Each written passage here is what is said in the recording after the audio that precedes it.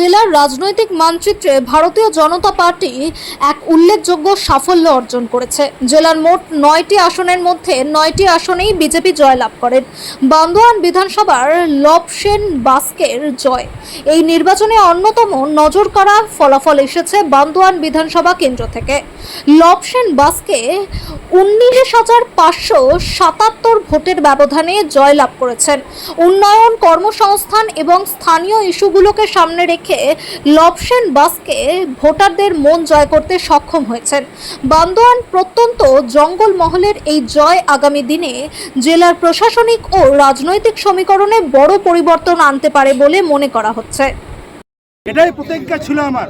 2021-এ যেভাবে আমাকে টিএমসি 2 নম্বরই করে ব্যালট বাক্স পরিবর্তন করে হারিয়েছে, 2026-এ তারই প্রমাণ আমরা দেখাই দিচ্ছি।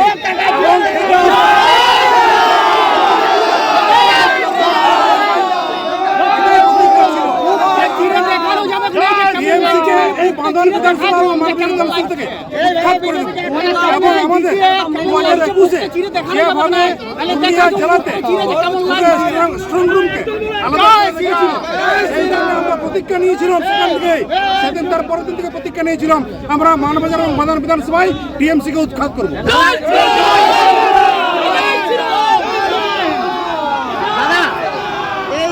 কার জয় বলে মনে করছেন আপনি? এটা সাধারণ মানুষের, জনতা জনার্দনের জয়। এটা পশ্চিমবাংলার মোদিজির জয়, পশ্চিমবাংলার জনগণের জয়। এটা